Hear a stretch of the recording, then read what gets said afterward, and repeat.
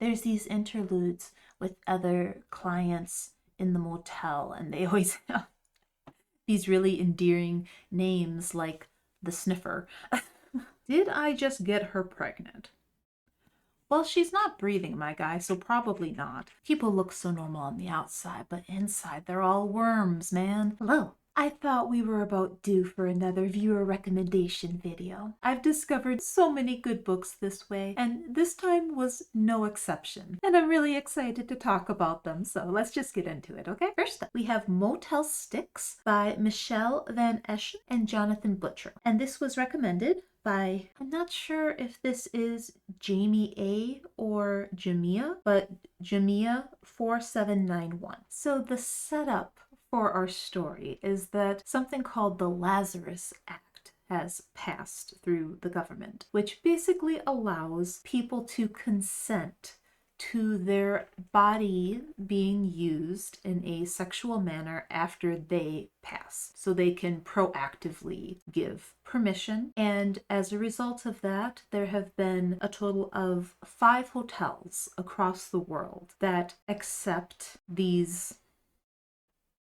donations, the bodies of the people who have agreed to this, and customers are able to go to these hotels and engage in sexual activities with these bodies. This is not treated as if it is a completely normal thing, though. The authors try to take a somewhat realistic approach where there are a lot of protesters at these hotels, whether they're Christian protesters saying it's a sin or just people who think it's messed up. There's people pushing back against this being legal, that regardless of whether or not the person gave permission for their body to be used this way, that it's still necrophilia, and necrophilia is simply not right under any circumstances. So it's legal, but again, there's 5 hotels in the entire world. It's rare and it's still highly controversial. Our main character is a man named Ellis who recently lost his wife,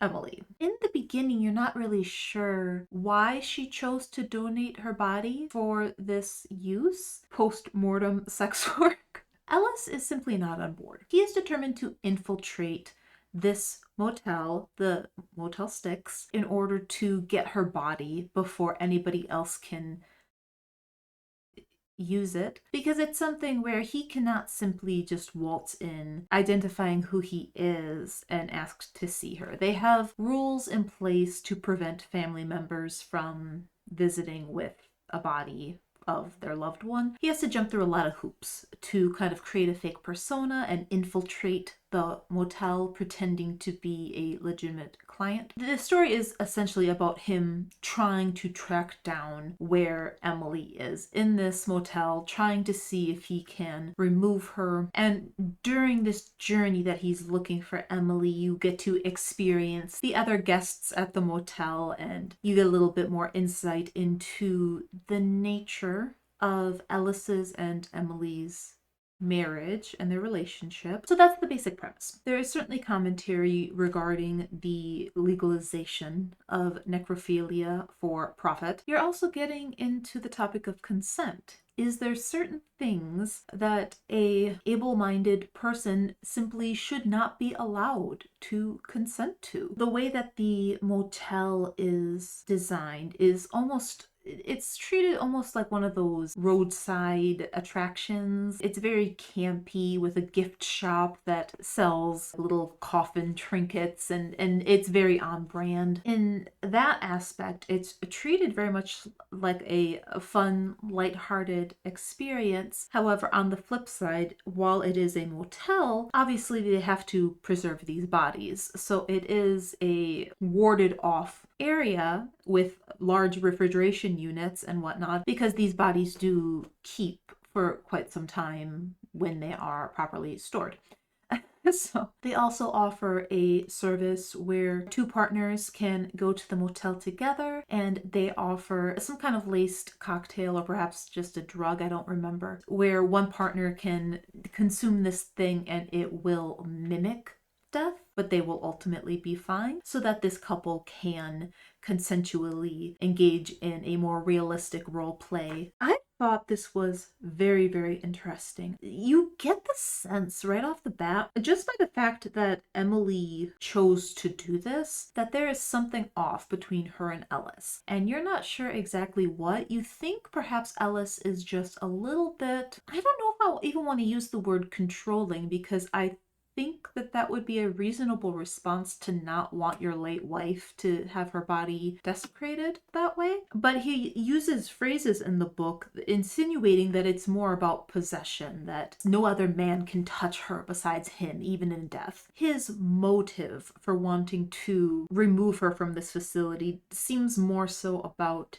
him than it does about her. And I thought the slow unraveling of information about what their relationship was actually like was so well done, and it just like little sprinkles throughout the book. And so by the time you get to the end and you really feel like you have a grasp on the nature of their relationship and his motives for being here and her motives for signing up for this in the first place, everything just kind of comes together and makes sense. It's such a nuanced approach to guests at the hotel. You have some scary characters. You got some creepy people, right, as you would expect engaging in a necrophilia fetish. But you also have just like a lonely little old lady who lost her husband. Now, her own husband wasn't there, but she basically will use other men's bodies and pretend that they're her husband because she's lonely. And so there's always that distinction of different people can engage in the same exact activity for completely different reasons. The most disturbing aspects of this book aren't even about the motel. Very much a commentary on human nature. I'm particularly grateful for this recommendation because based off of the cover with the kind of neon lights and whatnot, it's not the sort of thing I would have naturally gravitated towards. So I think there's a very real possibility that if this hadn't been recommended, that I probably wouldn't have picked it up. Thank you so much for recommending it to me. You are absolutely correct. Right up my alley. I enjoyed it so much. Okay, next up we have Our Dead Girlfriend by John Athan. Now this was recommended by Stick Buddy X. They said that this is John Athan's best work in their opinion, and Jamie or Jamia 4791 also echoed that sentiment, that she also thought that this is his best work. Okay, so as you may guess from the title alone, it happens to have a theme around necrophilia. That is not the theme of the video, it's just a coincidence. You know, at some point, I do plan to do a video specifically on necrophilia books, but fortunately for me, there are plenty to go around, so I'm not concerned about running out of options in the future. So this is about a group of preteen boys who stumble upon a dead body of a 16-year-old girl. So we have Daniel Burke, we have Gavin Graves, and Connor Parker. They're all 13, and Connor's younger brother, Tyler, who's 10. And this group is just hanging out in the woods all the time, and they happen to stumble upon this girl's body in a ditch in the woods. Daniel makes the suggestion that they should keep her. Now, you do get the sense, reading this book, that none of these boys are exactly popular, but Daniel in particular is clearly described as being the victim of bullying. He's very awkward, and people, especially girls,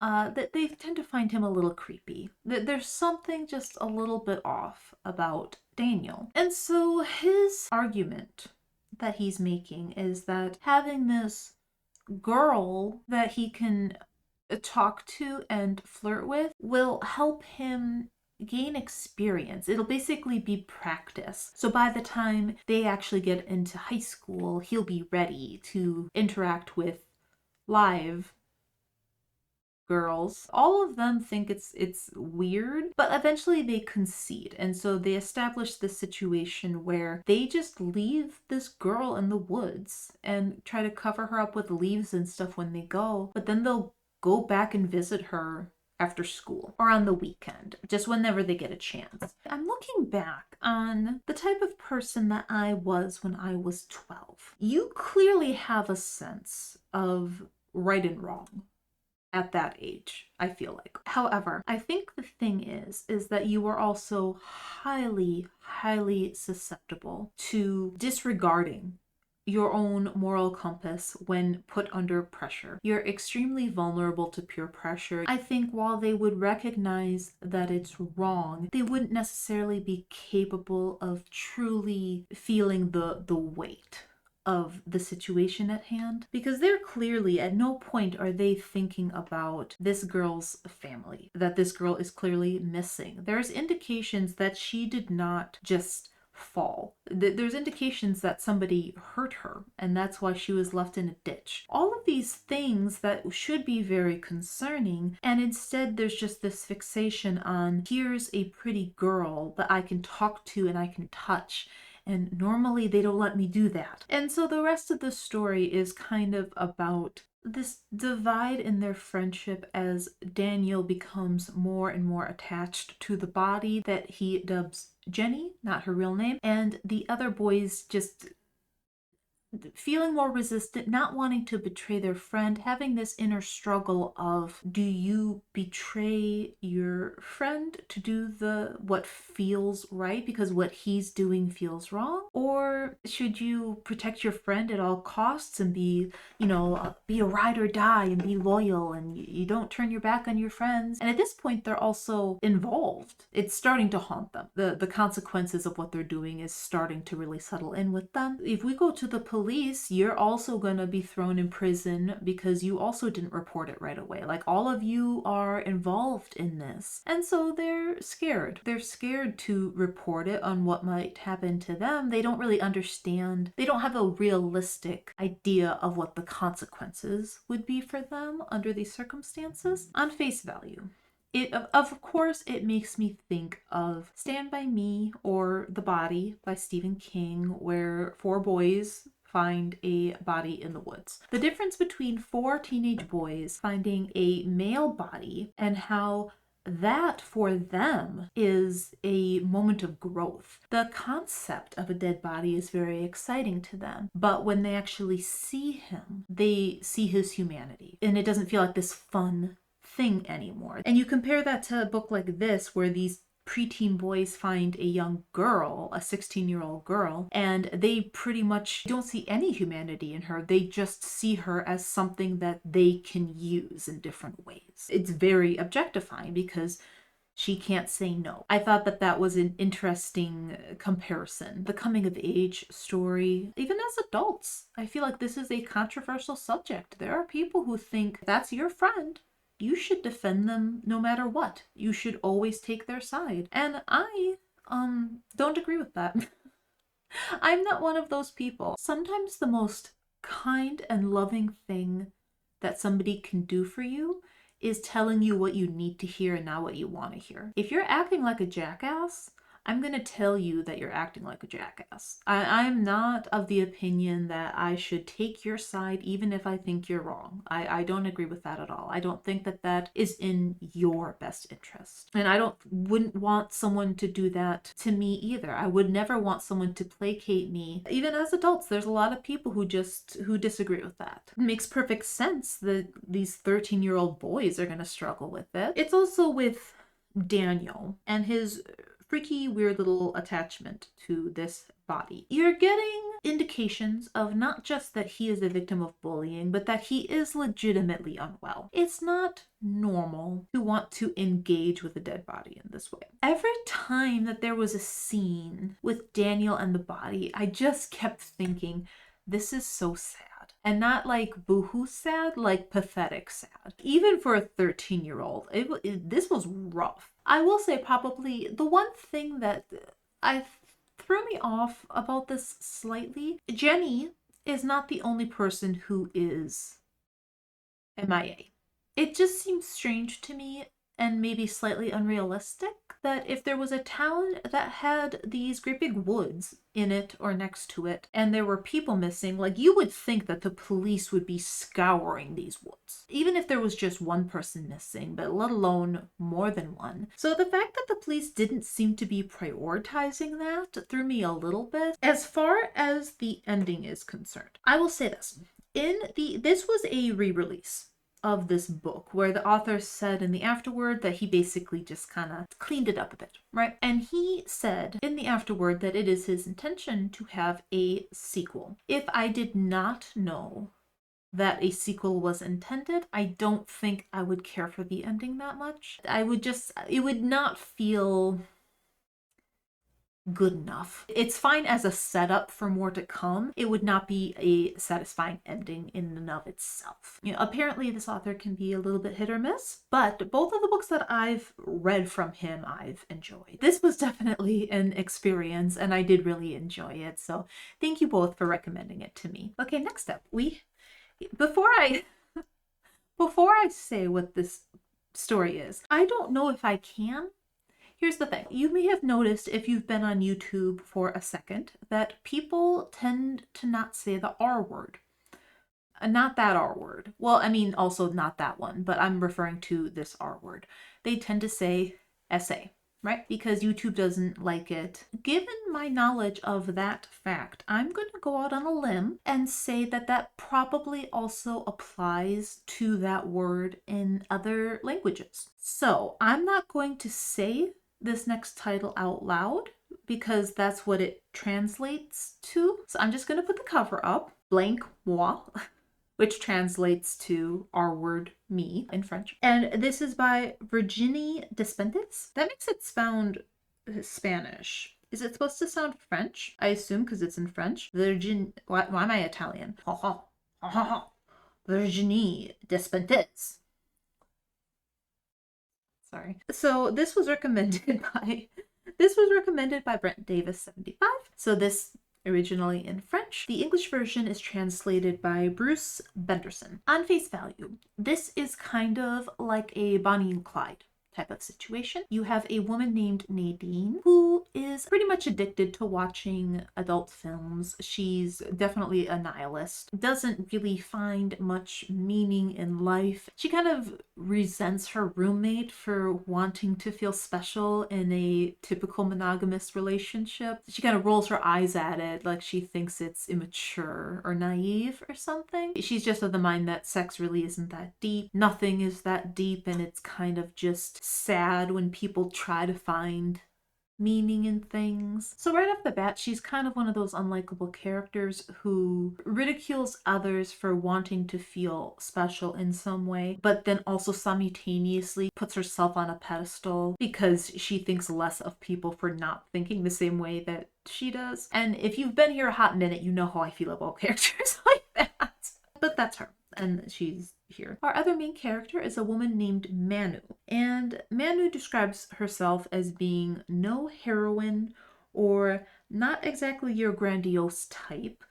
So basically she is a basic bitch, right? She is someone who is depressed, promiscuous. She's aware of things outside of herself, but she is not inclined to get involved or try to help others or anything like that. She's aware of it, but she's not going to invest time or effort into what she perceives to be other people's business. So in the beginning, you're kind of looking at both of these women's timelines separately. And then the main catalyst for Manu is that she is with another woman and they both end up being victimized by a group of men. This part, I have to say, it's not overly graphic in description. The way that this part was written was fascinating to me because you have these two different characters and Manu responds to this traumatizing thing that is actively occurring by just letting it happen. She wants to live. She does not resist it in any way because she does not see a point. Meanwhile, the other woman is reacting how you would imagine most women would react in that situation. She's screaming, she's crying, she's fighting, she's trying to get away. It's not doing her any good though. And it's a strange thing where these men, they're almost disappointed by Manu's lack of reaction to what they're doing and imply that she's a slut for not fighting them and basically are turned off by her for that reason. But you see here that Manu has a bit of a nihilist streak herself. And there's a quote that I thought was so interesting. It's like a car that you park in the projects. You don't leave anything valuable in it because you can't keep it from being broken into. I can't keep assholes from getting into my, so I haven't left anything valuable there. That's such an interesting approach and perspective of just, if you feel like you cannot limit or control access to your body, that you cope with that by devaluing your body so that you can convince your mind that that person didn't take anything of value from you. It's sad, but it's also something where it's kind of hard because obviously that mentality is going to follow you outside of this experience. Right? And it's going to be hard for you to have a more normal relationship if you view yourself that way. But at the same time, from a survival perspective, having those sorts of coping mechanisms that help you survive an experience like that, sometimes it is necessary for you to kind of mute your emotions in order for you to keep going. And it's something that's very poignant in that moment because while the other woman that she's with, I think her name is Carla. Yeah, Carla is doing what you would expect. Manu is the one who survives this interaction. You know, she's not being the perfect victim from society standards, right? Like, how would she sit there and be able to go to the police and tell them what happened? Because if she said, well, I didn't fight them, from a legal standpoint, that would be very hard to defend it like she was a legitimate victim. But her behavior is what helped her survive that incident. So if she had behaved like the perfect victim, then she wouldn't be there to report it in the first place. Shortly after that, where Nadine and Manu meet, what I expected to be more of a depiction of female rage really feel that way as I was reading it. Is it feminine rage or is it a feminine indifference? It's these two women coming together, wreaking havoc, just sort of doing whatever the hell they want without any concern for other people, how other people are affected, other people's safety. They're just doing whatever the hell they want to do. Sex or drugs or money or food, whatever it is that they are wanting on that day, in that moment, they're just going to do what they need to do to get it. Acting on their most basic animal instincts. There's a quote in here, something about making up for lost time, for living a life that is so controlled and put together, and just the complete and utter rejection of those expectations to the extreme. And I think there's something to that, because I always think about, there's that poem, I don't know if you're familiar with it, but it's something about that a bird could basically freeze to death and at no point would it ever feel sorry for itself. It all references back to the essay earlier in the book. Rejecting your emotions and becoming completely neutral and just doing what needs to be done is the thing that helps you survive. Now, applying that to all of these other things, they are not engaging in behavior that is going to help them survive, but they are kind of feeling truly free for the first time in their lives. And as they're Bonnie and Clyding it around, they're emboldened by the lack of consequences, but they do have the idea that this isn't going to last forever and that they are on borrowed time. They're just kind of trying to go out in a blaze of glory. This book was fascinating. It has so many layers. I don't even have a concrete opinion because every time I go back and think about different aspects of this book, new thoughts pop into my head. Like, I feel like my thoughts on it are constantly evolving as I have a conversation in my head about it. Thank you so much for recommending it. I thoroughly enjoyed this. Next up, we have the book Skinzz by Rath James White, and this was recommended by General Tidy 5677. Now, I love me some Rath James White, so I am always pumped to read another one of his stories. Now, this story takes place back in 1988 in Philadelphia, and it is about the racial tension between a group of skinheads that go by the name The Unrest and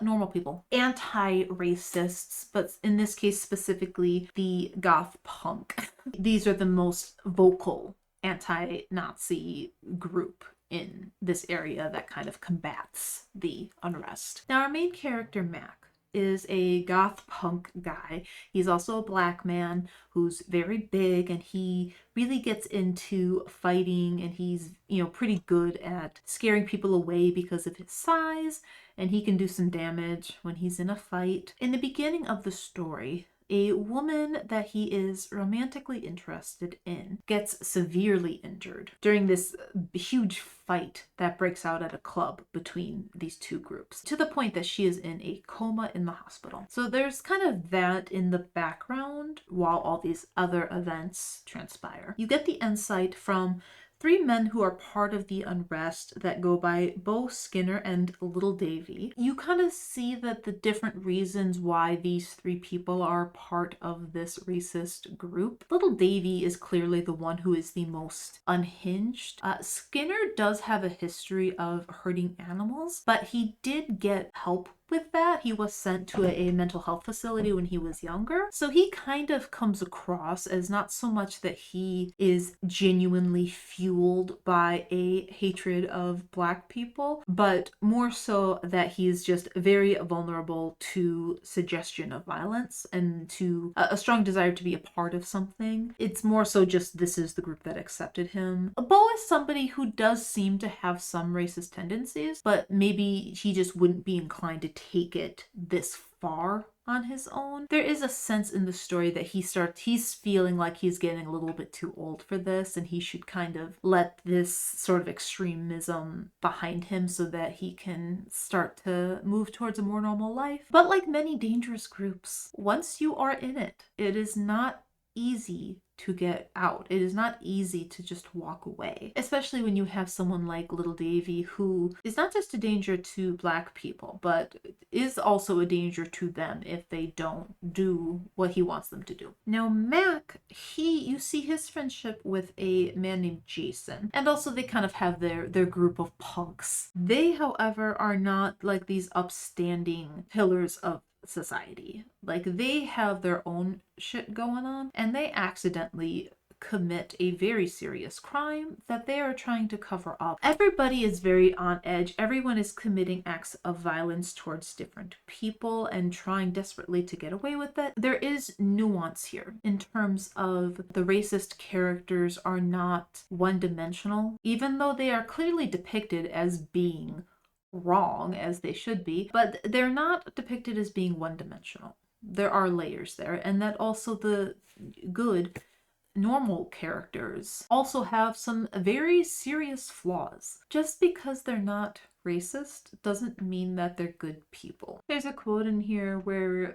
I think it's Little Davy. He sees an elderly Black woman outside the subway or the train, and he makes a comment like, oh, she's probably on her way to her affirmative action job, or what, like the woman's elderly, but she's Black, so it makes this assumption. It's like, dang, isn't it crazy how this was written back in 2015, I think? And it's like, oh, we're still having discussions on that today. Guess not much has changed in the past 10 years. You kind of just see these two separate groups that are opposed to each other, but are both descending down a very dangerous path. And that getting involved in these sorts of things can ruin your life, and they're very hard to get out of. And you see someone like Mac, who's very smart and has the opportunity to go to college, but he's having a hard time letting go of his friends and letting go of this lifestyle that is just pulling him down. It's a pretty intense subject. It's something that you're getting involved with, similar to gang involvement. It's something that you become a part of for a sense of belonging. It gives you a sense of safety in numbers, but it is ultimately a very dangerous lifestyle. And it's very hard to walk away at any point, and so most often people wait too long to try, and by the time they do, it's just too late. You just have this cycle of violence where it just never ends, and you have a Black person is hurt by a white person, so they hurt a different white person, and then that white person was hurt by a Black person, so they go and hurt a different Black person, and whatever. It's like that cycle of violence where you were hurt by someone that you fixate on one definable characteristic and you go out of your way to try to get revenge based off of that, as opposed to it's just an individual within a group. It's not the same thing. It's collective punishment where people are paying for crimes and, wrongdoings that they weren't a part of. The constant threat of violence and the pointlessness of it all. It never accomplishes anything. You get rid of one bad guy and there's, 5 more lined up to take his space. It's depressing, and it rings true of that assumption that young people have that you'll have time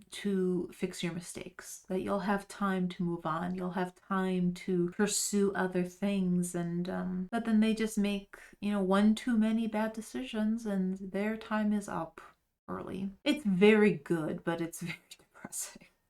So thank you for that.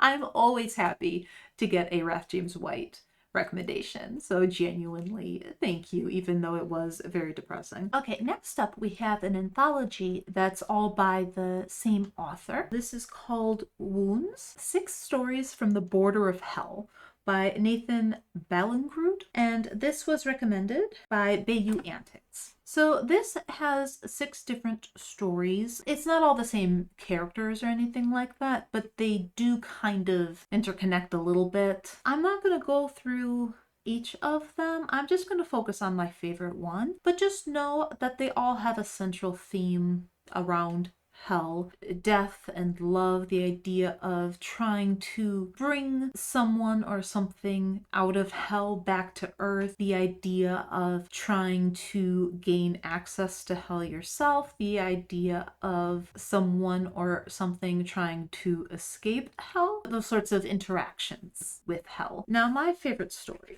was the 5th story called The Visible Filth, and this is about a man named Will. He lives in New Orleans and he is a bartender. One night, a bar fight breaks out and somebody leaves behind a cell phone. So he picks up the cell phone with the intention of hanging on to it until he can figure out whose it is. However, that night, he receives 2 very ominous texts to this phone he found. The first one says, "I think something is in here with me." And then there's a second one that just says, "I'm scared." Obviously, very ominous. He also finds that there are some disturbing images and video on the cell phone as well. And so from that point, he really do be getting the heebie-jeebies. Strange happenings kind of start to bleed into his regular life. So I really liked this story a lot. This was my favorite out of the collection. I think it's very telling when you think about the title, The Visible Filth. In the beginning of the story, the author is making constant references to cockroaches and how if you see one cockroach, you know that you have a ton more in the walls. The visible filth. The cockroach that you see is an indication of many more that you don't see. There's references to the ugliness within, about the facade that people try to put on, but that you will still see little glimpses of who they really are. And it's just, again, it's just a glimpse of the true ugliness that is within, because people try so hard to conceal it, but sometimes they can't help but let a little bit of it out. I don't want to spoil the specifics of exactly how this connects with hell. Obviously it is connected with the cell phone. The stories were good. I appreciated the humor that I saw from this author in some of the other stories more so than in that one. I found this to be a very fun collection and I really enjoyed it, so thank you for recommending it. And last up, we have Zombie Bake Off, and this is written by Stephen Grant Jones, and this was recommended by Burn It Down. So this is more of a silly story. This was recommended based off of a Bizarro video. Now, I don't think that this story is specifically considered Bizarro. It's just sort of a horror comedy. There's this event called Recipe Days. Women having an event where they share their recipes, and it's not like professional chefs or anything. It's more like a soccer mom type vibe. However, this Coliseum that this event is being held at has an event coordinator, and after recipe days, there's supposed to be this wrestling competition. Some of the wrestlers show up early and they kind of bleed into the recipe days event, which they are just of the mindset of that they just wanted to check it out. But the event coordinator, Terry, is pretty sure that they're causing a ruckus. And a lot of the women from recipe days do not appreciate, all these people bumbling around. They're not just going in and trying the treats or whatever. They're going in and causing a ruckus, trying to kind of steal their thunder and create hype for their event, which isn't until much later in the evening. One thing leads to another because due to events that happened at the beginning. These day-old donuts were infected by a zombie. And so these wrestlers become zombified after eating these day-old donuts. And this zombie bake-off is basically this group of wrestler zombies versus these soccer moms. Who's going to end up on top? It's the people who ate the donuts versus the people who didn't eat the donuts, but it was most of the wrestlers ate the donuts and, yada yada. You would assume that even if they weren't zombified, that the wrestlers could easily take these middle-aged women, but, they are surprisingly resourceful. I will be honest.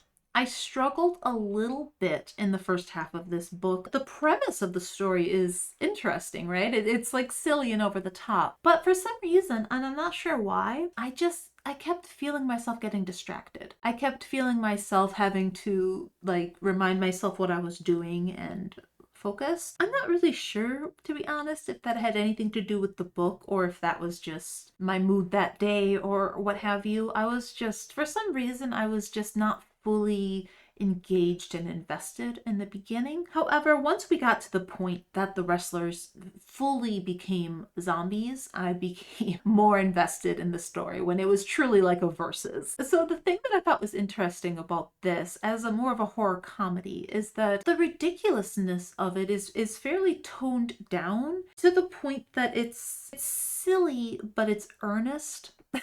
The initial part where the wrestlers are zombies is the women from recipe days not understanding what's happening and just thinking that these wrestlers are continuing to behave like menaces. There's this part where you see this absolutely insane act of violence, and then it says the recipe days women mutter to each other about this. They just are not processing that what they're seeing is real, and so they are not reacting as quickly and efficiently as they should. They are having a very underwhelmed response. It's pretty surface level, which isn't inherently bad, but I think it's something that because it was surface level, it made it hard for me to be invested until it became more action-packed. Once it became action-packed, then there was something to kind of keep my interest. So I am always happy to try to check out a horror book that has some sort of funny or absurd leanings, and I did enjoy the silliness of it and the lightheartedness of it. Thank you so much for recommending it to me. So those are all of the books that I read. Once again, you guys always come in clutch, and it's really fun to get the opportunity to check out books that I've never heard of or maybe wouldn't have been inclined to check out, and then I get pleasantly surprised. So please keep the recommendations coming because I really do enjoy doing these videos. If you're still here, thank you so much for watching. I really do appreciate it, and maybe I'll see you the next time around. Bye. Be in a certain neighborhood can be seen as an invitation